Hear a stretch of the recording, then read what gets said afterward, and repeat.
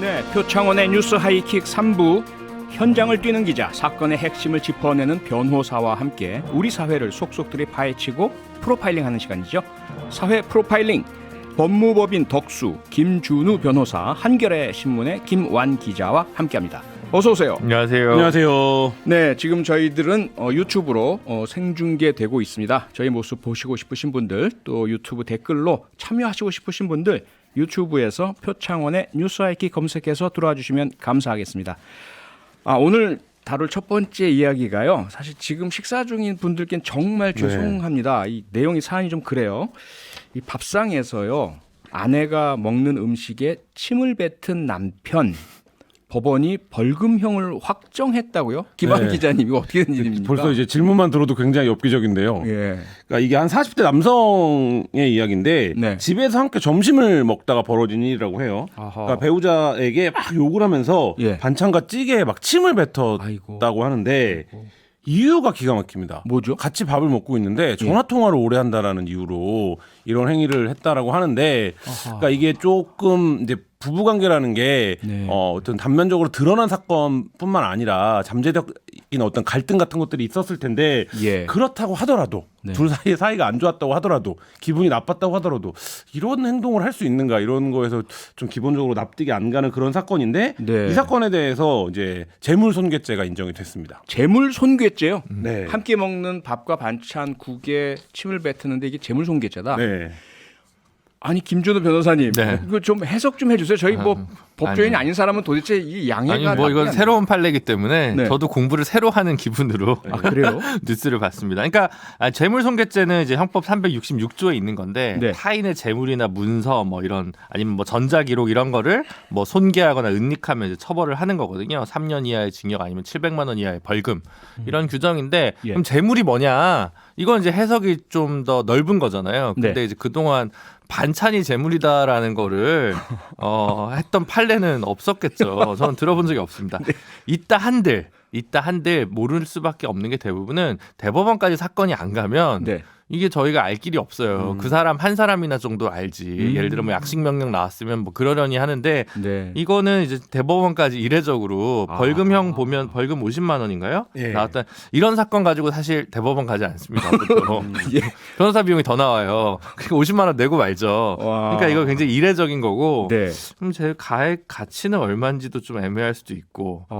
그렇죠. 근데 임금님 밥상에 올라가는 반찬이면 재물상이 인정될 텐데 집안에 있는 뭐 저희한테 신기한 사건인 것 같아요. 그러면 법조인이 아닌 입장에서 보면 이 물건이 그럼 누구의 것이냐? 맞아요. 이게 이 명백하게 이것이 부인의 것이어야 이제 말하자면 죄가 성립돼야 될 것 같은데, 같이 먹던 밥상이라고 한다면 뭐 그게 누구의 것인지 생각해 본 적은 없지만 이게 이제 그 상대방의 재물을 이 밥과 반찬을 어떤 제한적 성격으로 본다고 하더라도 그것을 상대방의 것을 파괴했다라고, 그러니까 손해를 입혔다라고 본다라는 게 저는 비법조인 입장에서 약간 좀 신기하긴 합니다. 그래서 저희가 신기해서 말이죠. 그런데요, 김준호 변호사님, 이 남성이 직업이 변호사라면서요. 그러니까 여기에 이제 숨어 있는 게 있는 거죠. 왜 대법원까지 갔을까 이게.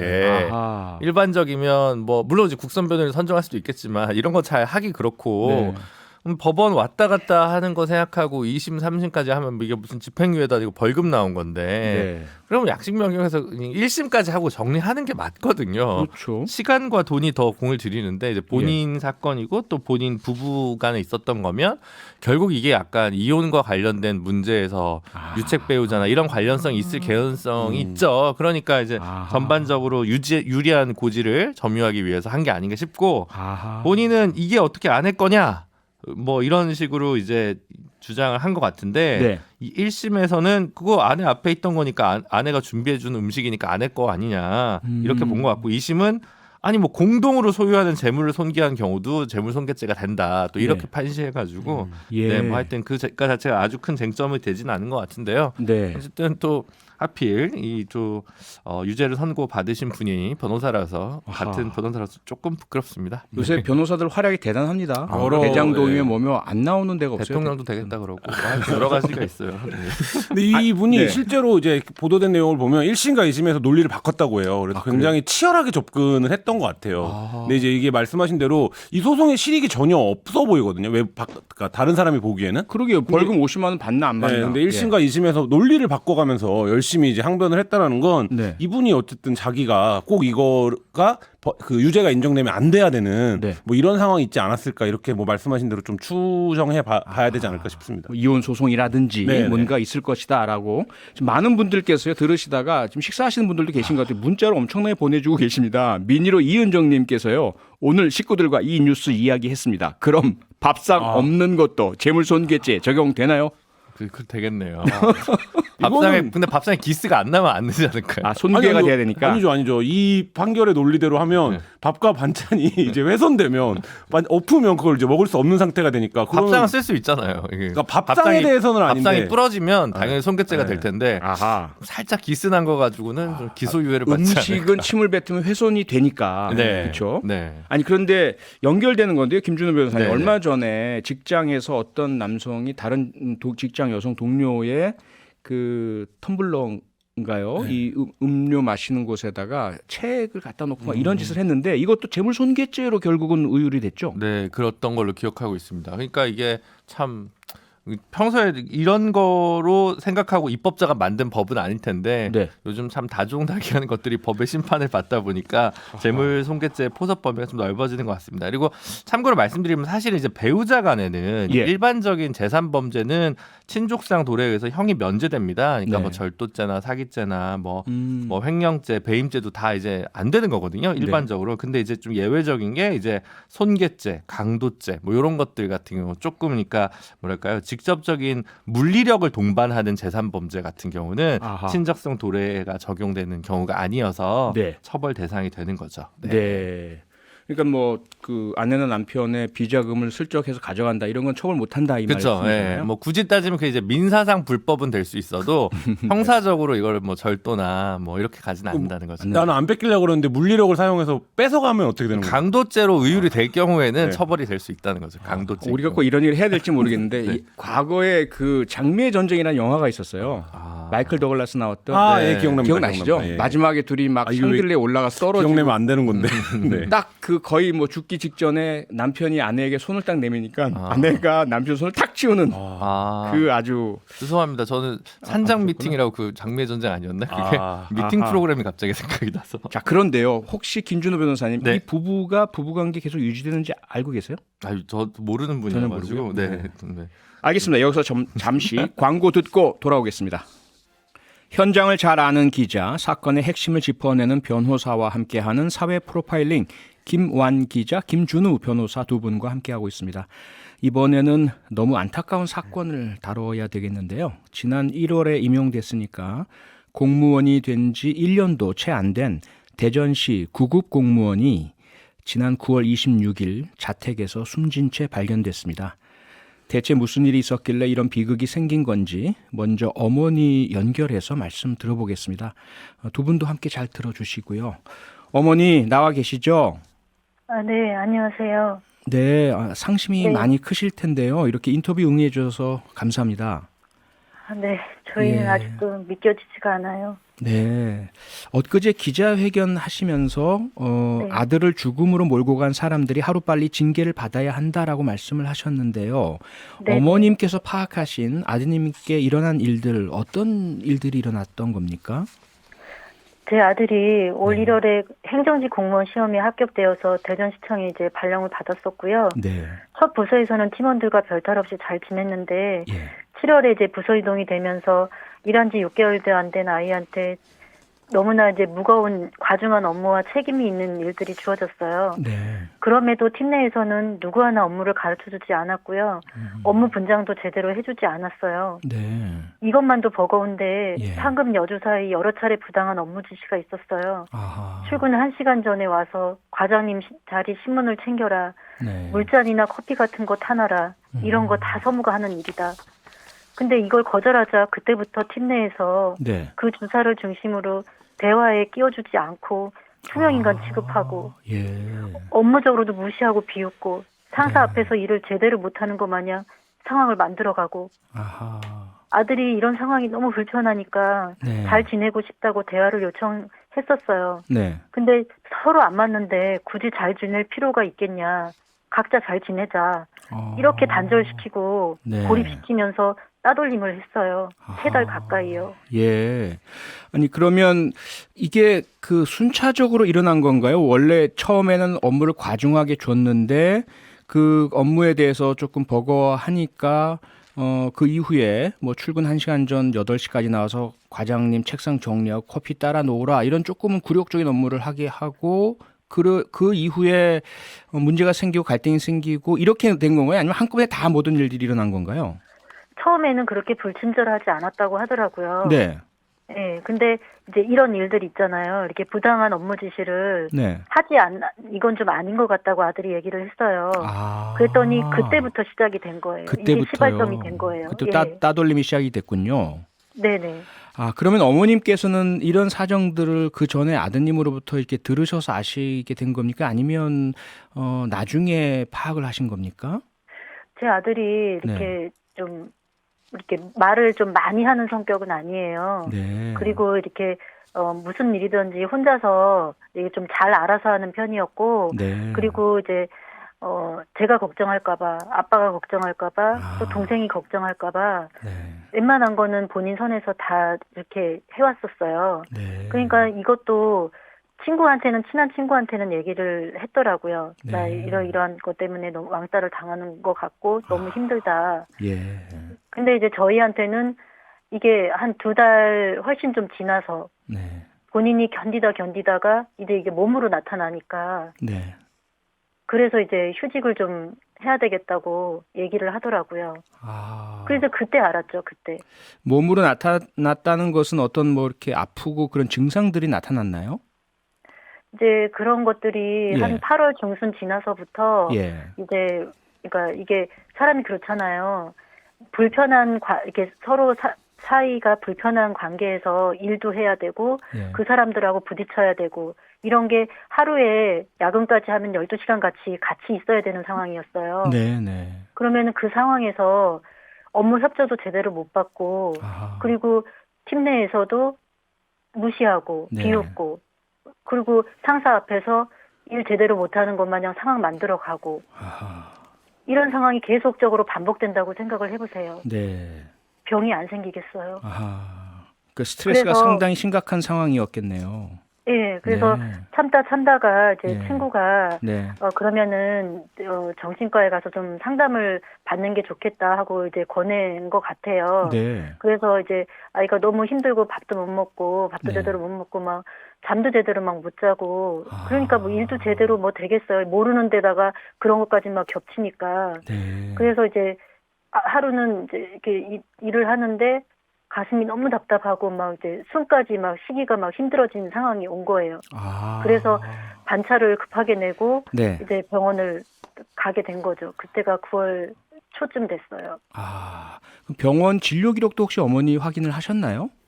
예, 했어요. 네. 그럼 뭐 근데 자세하게 거기에- 네. 예, 거기에 보면은 네.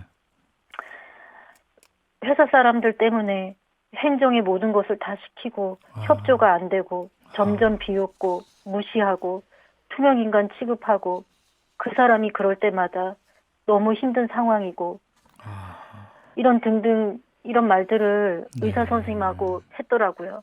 아, 그 다 진료 기록에 남아 있네요. 네, 저희가 다 이거는 병원에서 다 뗀 기록이에요. 네. 그러면 그렇게 정신과 상담을 그 전에도 한 적이 있나요, 아드님? 아니면 이번에 처음 한 건가요?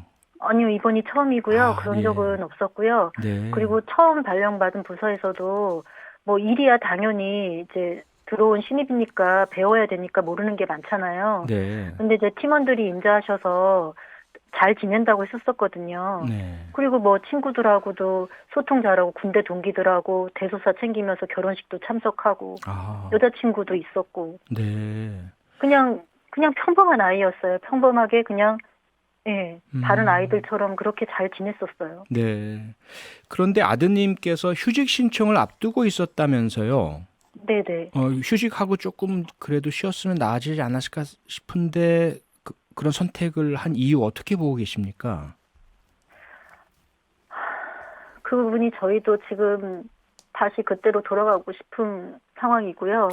예. 근데 야근을 수시로 해도 이제 일이 제대로 진행이 안 되고, 왜냐면 이제 소통을 안 해주니까 네. 물어도 네가 알아서 해라, 뭐 짐 찾아서 해라, 막 이런 식으로만 하고, 네. 그리고 직위를 이용해서 무시하는 거 계속 반복되고 자기들끼리만 대화하고. 아하. 근데 그런 생활을 12시간을 넘게 같이 있어야 하니까 그냥 말로서만 힘든 게 아니라고 하더라고요. 네. 그냥 말로서만 힘든 게 아니라 내가 이 상황을 정말 벗어나고 싶고 못 버티겠다고 하더라고요. 네. 그래서 이제 저희하고 이제 가족끼리 상의를 해서 그러면 이제 휴직을 하고 싶다고 하니까 이제 휴직을 하기로 했어요. 그랬어요. 근데 네. 저희 입장에서 이제 애부터 살려야 하니까. 예, 예. 근데 이제 얘기를 하더라고요. 본인이 공무원 조직 사회가 이제 뭐 생각하는 것보다 엄청 수직적이고 폐쇄적이라고 하더라고요. 네. 그래서 이게 휴직 처리가 잘 될지도 잘 모르겠고, 그리고 휴직 후에 이게 다시 이렇게 복직을 하게 되면 다시 또 그 부서에 갈 수도 있고, 아하. 이제 그런 부분들을 걱정을 엄청 많이 했었어요. 네. 그리고 또 저희 아들이 이제 죽기 전에 이제 이틀 전에 그런 이제 휴직에 관련해서 팀장한테 이제 구두로 휴직을 내고 싶다고 얘기를 했었나 봐요. 네네. 근데 그 팀장이 뭐 굳이 그렇게까지 할 필요 있냐고, 휴직이 안 될 수도 있다고 좀 부정적인 답변을 해준 것 같아요. 예. 근데 이제 우리 아들 입장에서는 3달 가까이 그런 팀 분위기에서, 그리고 또 월요일 날에 출근해서 그 사람들을 다시 봐야 하는 그런 그 부담감이, 네. 그리고 너무나 두려웠던 것 같아요. 네. 예, 그전에는 저랑은 이제 잘 이겨내 볼게 이러면서 저 손도 잡고 막 울면서 얘기했거든요. 네. 예전에 자기로 돌아가고 싶다고. 아니 어머님, 그런데 혹시 그 직장 동료분들 혹은 상사분들은 도대체 왜 그러셨는지 어머님께 좀 어떤 의사 표현을 했나요? 입장이 나왔습니까? 아니요. 장례 이후에 뭐 네. 직접 만나보지는 못했고요. 예. 따로 뭐 연락 온 것도 없었고요. 네. 근데 이제 멀쩡하던 제 아이가 3달 사이에 정신과도 다니고 불안증도 생기고 불면증도 생기고 우울증도 생겨서 네. 5kg나 빠졌거든요. 근데 저희가 이제 그런 부분을 얘기를 했는데 뭐 본인들은 사실무근이라고 얘기하더라고요. 사실무근이라고요. 네네. 어머님께는 아무런 말씀 안 하시고. 네, 저희한테는 따로 뭐 뵙자고 한 적도 없고, 네. 뭐 따로 뭐 본인들의 입장을 얘기한 것도 없고, 없고요. 그냥 아무것도 없어요. 아무것도 없고, 그냥 매체를 통해서 네. 사실무근이다. 이렇게 얘기하는 건 사실무근이다. 아하. 근데 어떻게, 네. 예? 멀쩡하던 사람이 3달 사이에 이런 상황이 됐는데 어떻게 사실무근이라고 얘기를 하는지, 네. 예? 본인들이 한 왕따 행동과 이런 말들이 네. 예? 한 사람이 이렇게 죽음까지 선택을 하게 되는 과정까지 온 거에 대해서 이게 정말 무서운 범죄라는 걸 모르는 사람들 같아요. 네, 그래서 어머니께서 대전시장 그리고 감사위원장에게 진정서 전달하셨죠? 네네. 그 이후에 어떻게 감사라든지 조사라든지 이루어지고 있습니까? 감사팀하고는 저희 아들이 죽은 지 이제 1달이 다 돼서야 면담이 이루어졌고요. 네. 근데 뭐 면담을 해보니까 뭐 자기들은 조사만 하는 사람이고 유족들 요구사항은 뭐 다른 채널을 통해서 얘기하라 하고 다른 업무들도 많아서 뭐 올해 안에 뭐 감사를 마칠 수 있을지 모르겠다고 얘기를 하고 너무나도 이렇게 제한적이고 소극적인 감사를 하고 있더라고요. 그러면 감사팀 말고 다른 그 소통할 수 있는 대상자가 있으신가요? 대전시에서 정한? 없어요. 아무도 그런 없습니까? 예, 저희가 이제 그런 것도 물어봤거든요. 그럼 네. 어디다가 얘기를 해야 되냐. 네네. 뭐 그거에 대해서 뭐 구체적으로 어디를 가야 되고 어떤 부분은 어떻게 해야 된다고 얘기를 안 해주더라고요. 그렇습니까? 예, 그래서 저희가 너무나 답답해서 네. 다른 채널을 이용을 하라고 하니까 네. 그래서 이제 기자회견을 하게 된 거였고요. 그러셨군요. 네네. 어머님, 끝으로 우리 청취자 여러분께 꼭 하시고 싶은 말씀 있으시면 해주시죠. 네. 저희 아들 이제 이렇게 관심을 가져주셔서 저희 가족들에게는 정말 너무나 많이 힘이 돼요. 정말 감사드리고요. 이런 일들이 저희 아들의 일만은 아니라고 생각해요. 이게 시대가 변했는데도 낡은 관행들로 올가매고 아무 거리낌 없이 하는 왕따 행동과 말들이 하루에 절반 가까이 지내야 하는 직장 내에서 당해야 하는 사람들의 몸과 마음이 어땠을지, 무너진 자존감으로 그런 무서운 선택을 하기까지 얼마나 힘든 시간을 보냈을지 제발 좀 생각해 주셨으면 좋겠어요. 네, 어머님 힘내시고요. 저희도 진상이 제대로 밝혀질 때까지 관심 갖고 계속 지켜보겠습니다. 기운 내시기 바랍니다. 네. 네, 어머님 오늘 감사합니다. 말씀 고맙습니다. 참 안타까운 사연이기도 하고 김한 기자님 네. 현장에서 네. 갑질 사건이라든지 직장 내 괴롭힘 많이 취재하셨잖아요. 네. 이거 어떻게 들으셨어요? 이게 이제 직장 갑질이 직군별로 약간 이제 차이들이 있습니다. 근데 네. 공무원 조직, 어머님도 말씀하셨지만 공무원 조직이 바깥에서 보는 것과 또 전혀 다른 형태의 시스템과 체계들을 갖고 있어요. 몇 가지 특징들이 있는데 뭐냐면 일단 잘 바뀌지가 않습니다. 사람들이. 아, 맞아요. 예, 그렇기 때문에 지금 이 피해자가 얘기한 것처럼 내가 휴직을 하고 돌아간들 아. 그 사람들도 여전히 거기 있을 텐데 똑같은 사람들 만나야 예, 되니까. 이게 문제가 또 하나 있고 예. 또 하나는 직급 구획이 워낙에 명확하기 때문에 예를 들면 일반 회사들 같은 경우에는 뭐 유연하고 좀 창의적으로 접근할 수 있는 일들을 전혀 그렇게 접근해주지 않습니다. 아하. 그렇기 때문에 지금 이분도 제가 알기로는 거의 다 기능직들이 있는 부서에 유일하게 행정직으로 있었던 걸로 알고 있는데 그러면 이게 뭐 악의를 갖고 왕따시켜야지 이렇지 않더라도 서로 이제 직군이 다르기 때문에 네네. 그 부분에서의 업무 협조들이 잘 안 되고 거기서 조금만 이제 말하자면 눈에 나거나 이렇게 되면 완전히 고립되는 이런 상황들이 벌어지는 게 있고 또 하나의 문제는 지금 이건데 휴직이 반려될 수 있다라고 팀장이 얘기했다라는 거거든요. 네. 이게 법적으로는 얘기가 안 되죠. 왜냐하면 본인이 진단서를 첨부해서 휴직을 청구하면 당연히 휴직을 하게 해줘야 되는데 반려권이 없잖아요. 예, 그렇습니다. 근데 왜 그러냐? 공무원 사회에 여전히 이런 관행들이 남아 있는 거죠. 그러니까 휴직을 신청하면 야 무슨 문제 있었던 거 아니야? 그럼 팀장이 뭔가 내가 뭐 불이익을 받는 거 아니야? 뭐 이런 이제 것들도 다 어떤 관행적 판단들이거든요. 아하. 그러니까 이제 그 부분들이 있고 네. 여전히 우리가 이제 뭐 공무원들이 인사가 나거나 이러면 떡을 돌린다. 네. 이러면 밖에 다른 직장을 다니는 사람들은 왜 인사가 났는데 떡을 돌려? 이렇게 이제 판단하는데 그러게요. 공무원 조직에서는 그걸 안 하면 왕따처럼 된다는 거예요. 여전히. 네, 그러니까 이렇기 때문에 이 예. 말하자면 공무조직의 특수성과 폐쇄성이 결국엔 이런 좀 참담한 사건을 낳은 게 아닌가 이런 생각도 듭니다. 김준우 변호사님, 직장 내 괴롭힘 방지법까지 통과가 됐는데 여전히 이렇습니다. 근데 일단 근로기준법에 직장 내 괴롭힘이 이제 들어온 지 몇 년 안 됐는데 네. 이게 또 이제 사실은 그 괴롭힘을 당한 걸 신고할 수 있고 처리할 수 있는 절차를 이제 5인 이상 사업장에 두라는 거거든요. 네.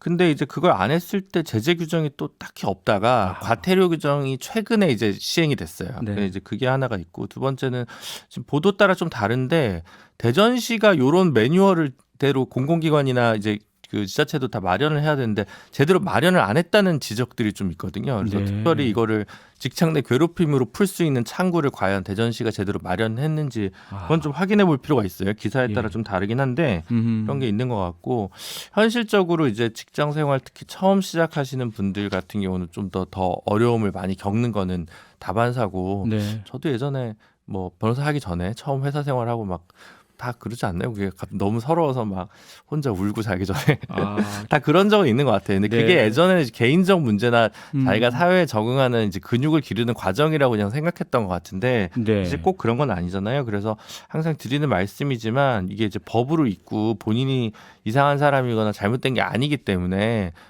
물론 극소수로 악용하시는 분들이 가끔 있습니다만, 그러게요. 네, 그건 있습니다만 어쨌든 법률가들은 대충 보면 느낌은 오거든요. 그래서 네. 근데 이제 항상 드리는 말씀이 증거를 좀 잘 수집해 두고, 아하. 네, 약간 뭐 녹음이라든가 이런 네. 것들 채록을 좀 잘 해두는 게 좀 중요한 것 같고요. 그걸 잘 모았다가 뭐 변호사나 노무사나 이런 분들 좀 이렇게 조력을 받으시면 될 것 같고요. 돌아가신 분 같은 경우는 이제 공무원이시지 않습니까? 네, 근데 네. 예전에는 공무원분들이 이렇게 극단적인 선택을 하면 공무상 재해로 인정을 해주지를 않았는데 그랬죠. 지금은 이제 그것도 이제 변경이 됐습니다. 뭐 네. 다만 여전히 좀 인색할 수는 있기 때문에 이게 바로 행정 절차로 끝날지 아니면 네. 나중에 공무상 재해로 인정받는데 사법 절차, 그러니까 법원까지 갈지는 뭐 좀 지켜봐야 될 텐데 일단 현재는 대전시에서 감사위원회에서 외부 전문가위원 불어서 이제 직장 내 괴롭힘이 있었는지 없었는지부터 판별한다고 하니까 네. 여론과 언론에 관심이 좀 있다면 대전시에서 좀 그래도 이거를 뭉개거나 봉합하진 않지 않을까 싶습니다. 그 김준호 변호사님 말씀 중에 두 가지가 그냥 귀에 팍 꽂힙니다. 하나는 평상시에 체증해두라. 그런데 직장 내 괴롭힘 피해자분께서는 일단 심리 상태가 어쨌든 그 순간 좀 잘해보고 싶고 문제 해결해보고 싶고 적응해보고 싶고 그러는데 이 체증이 될까요? 그러다가 완전히 이제 어떤 절망감에 빠졌을 때 뭐 극단적 선택이나 이렇게 되면 증거 없이 결국 이렇게 될 일이 많지 않습니까? 그러니까 혼자 생각하는 시간이 이제 많아질 때 이제 문제가 생기는 것 같아요. 그래서 너무 혼자 많이 생각하다 보니까 누군가가 있어야 된다. 네, 피해자분은 예를 들어 굉장히 괴롭힘을 당한 사람인데 이 사람이랑 잘 지내고 싶어서 네. 또 애써 긍정적이거나 밝은 톤으로 네. 카카오톡을 한다든가 이런 게 또 기록이 나와 있으면 봐라 생전에 고인과 잘 지냈다 이런 식으로 나올 수 있거든요. 그러니까 그런 부분들이 있는데 예. 제가 전에도 한번 유사한 사건 있을 때 여기서 말씀드렸지만 예를 들어 뭐 그 직장갑질 119 같은 이제 네네. 시민단체를 좀 컨택을 하셔서 네. 도움을 좀 받고 조력을 받으시면서 이겨내시면 네. 좀 괜찮을 것 같습니다. 힘드신 분들 지금 김준호 변호사가 말씀하신 직장 갑질 119 직장 내에서 그런 괴롭힘 당하시는 분들을 위해서 있는 시민단체입니다. 꼭 진짜 연락하셔서. 이거는 그분들이 굉장히 지금 고생하시거든요. 저도 잘 아는 네. 변호사들, 노무사들이 굉장히 고생하는데 그렇죠. 나라가 할 일을 지금 언제까지 이렇게 열정페이로 그 부분인데요. 앞서 이제 김준호 변호사 말씀하신 두 번째 포인트가 여론의 관심이 너무 슬픈 말이에요. 이게 네. 여론 관심 안 가지면 감사 조사도 제대로 안 될 수 있다는 말씀이고 우리가 막 관심 가지면 또 잘 될 수 있다는 말씀 같아서 김원 기자님. 네, 저도 예. 사회부 기자 오래 하면서 직장갑질 119랑 디지털 성범죄 삭제해주는 단체들이 있거든요. 그러니까 그 피해자들이 의뢰하면 네. 이거를 왜 시민단체가 하고 있나 아하. 이런 생각 굉장히 많이 했었는데 예. 이게 이런 겁니다. 그러니까 직장 내 괴롭힘법 도입될 때 사업주나 기관장들이 이거 되게 네거티브하게 바라봐요. 내가 이게 문제가 되면 내가 처벌을 받나? 뭐 우리 기관이 어떻게 되나 이렇게 생각하는데 그게 아니라 저는 그 전 단계에서 포지티브한 접근이 좀 있어야 된다고 생각을 해요. 그러니까 예. 간단히 얘기하면 학교 같은 데 상담실을 두고 있지 않습니까? 그렇죠. 그래서 어떤 학생이 가서 상담을 받는다고 해서 그게 무슨 불이익이 되거나 이렇지 않고 상담교사가 오히려 그 사실을 인지하면 네. 어떤 사고가 발생하기 전에 그렇죠. 그거에 대한 예방적 조치를 한다든지 뭐 이런 과정들이 우리가 일상적으로 학교 다닐 때 경험을 하잖아요. 맞습니다. 근데 노동 현장에서도 이런 게 적용이 돼야 된다라는 거죠. 그러니까 지금 김준호 변호사님 말씀처럼 이분도 굉장히 혼자 오래 생각했을 거예요. 내가 혼자 이 문제를 극복할 수 있을까? 또 사회생활에 막 시작한 단계고. 근데 만약에 이런 문제를 직장 내에서 누군가 얘기하고 그런 문제가 있어. 그러면 그걸 우리가 문제가 발생하기 전에 포지티브하게 해결해 봐야겠다라고 하는 기능과 역할을 하는 조직이 있었더라면 네. 사실 이제 이 문제가 미연에 이렇게 비극적인 사고가 나기 전에 방지가 될 수 있는데 사실 대전시청이 뭐 1년 예상 규모가 얼마인지 제가 정확히 모르겠습니다만 이런 정도의 조직에서 그런 조직을 못 갖춘다? 이거는 여전히 노동 현장에서 발생하는 어떤 문제들을 그거 다 개인적인 일들이야 이렇게 방치하는 결과밖에 안 되거든요. 네. 사실 이제 좀 그런 포지티브한 역할을 하는 기능이 있어야 조직이 있어야 문제를 좀 풀어가기가 수월하고 이런 비극적 사고를 방지할 수 있지 않나 이런 생각 해봅니다. 네, 아주 중요한 말씀이십니다. 외국에서는 상당히 많이 갖춰져 있고요. 네. 저희 잠시 광고 듣고 바로 돌아오겠습니다. 네, 사회 프로파일링, 직장 내 갑질 공무원 사회에서 일어난 그래서 극단적 선택을 했던 구급 공무원 어머니 말씀도 들어봤고요. 이런저런 거 좀 따져봤는데요. 잠깐 조금 더 이야기하고 다음 안건으로 넘어가야 될 것 같습니다. 김준호 변호사님 어떻습니까? 앞서 이제 체증 이야기하셨고 여론의 관심 말씀 주셨는데 지금 있는 사안만 이렇게 보셨을 때 정신과 진료 기록 있고 감사 조사를 통해서 어느 정도 드러날 수 있을 것으로 보세요? 근데 본인들이 이제 징계를 받을 우려가 있기 때문에 대부분의 만약에 분위기가 그랬다면 사실 우호적인 진술이 나올 가능성이 좀 적을 수는 있을 것 같다는 생각이 들고요. 다만 네. 휴직 신청과 관련돼서 뭐 왜 반려의 의사 표시를 하려고 했냐라든가 뭐 이런 몇 가지 쪽이 있겠죠. 결국은 이제 뭐 법원까지 가기 전에 그래도 어쨌든 공무상 재해로 좀 인정받을 수 있으면 좋겠다라는 염원을 좀 바라보고 어쨌든 뭐 잘 결론을 대전시에서 내려주기를 소망합니다. 네. 네. 전 대전시가 진실을 밝힐 의지가 있다면 수사 의뢰해야 된다고 봅니다. 아하, 네. 이 시간이 지났기 때문에. 네. 그리고 무엇보다도 좀 대전시에서 어머님과 유족들을 좀 이렇게 어루만져 주셨으면 좋겠어요. 네, 그게 중요하죠. 예, 말씀 좀 들어드리고 최선의 어떤 노력을 해주시고 그런 모습이 우선이 아닐까 인간으로서 그 말씀을 꼭 드리겠습니다. 네, 다음 안건 넘어가죠. 오늘 오후에 헌법재판소에서 그 임성근 전 부장판사 탄핵 사건에 대한 선고가 있었는데요. 사상 초유였죠. 법관 탄핵 심판 선고. 이 부분 김준호 변호사님, 김원 기자님 일단 네. 설명해 주실까요? 예. 일단 9명의 재판관 중에서 5명의 재판관이 각하 의견을 냈습니다. 뭐 네. 각하와 인용 뭐 이게 뭐 어떻게 다른지는 좀 이따가 변호사님이 설명해 주시면 될 것 같고요. 네. 그러니까 이 각하 의견을 낸 5명의 의견은 이겁니다. 2월 달에 이미 퇴직을 한 탓에 파면 결정을 우리가 한들 본안 판단을 그렇게 할 필요가 없다. 아하. 뭐 이런 이제 얘기인 거죠. 그러니까 예. 그래서 아예 이제 판단하지 않겠다 이런 이제 취지로 각하를 낸 거고요. 네. 3명 이제 헌재 소장인 유남석 소장과 이석대 김기영 재판관은 인용 의견을 냈습니다.